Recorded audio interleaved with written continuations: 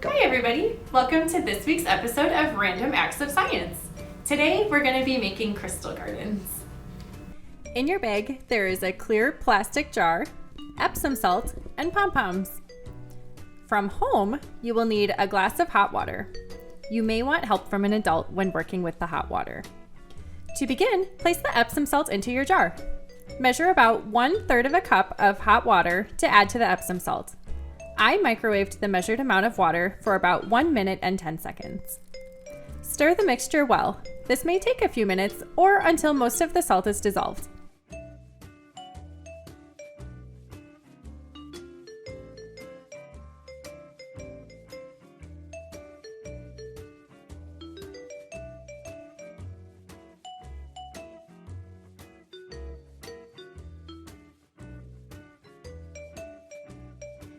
It's fine if there is a small amount of undissolved water at the bottom. Throw in the pom-poms and give the mixture one last stir. Place the jar in the refrigerator where it can sit for an extended period of time, such as overnight. I left mine in the refrigerator for approximately 9 to 10 hours, but longer is always fine too. Then check to see if you grew any crystals. You can even pour out the excess liquid from the jar if you want to take a closer look and touch your crystals. Just be mindful that they may be pretty delicate.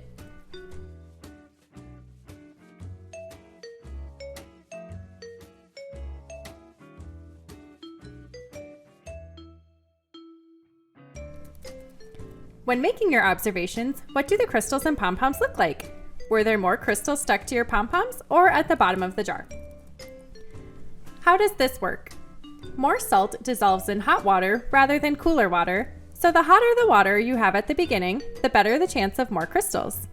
As the water and Epsom salt solution cools off in the refrigerator, the salt molecules come back out of the water and turn to crystals on any available surface, like your pom-poms.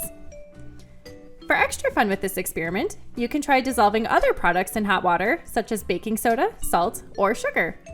Note that you may need to leave the jar in the refrigerator for a different amount of time for each product.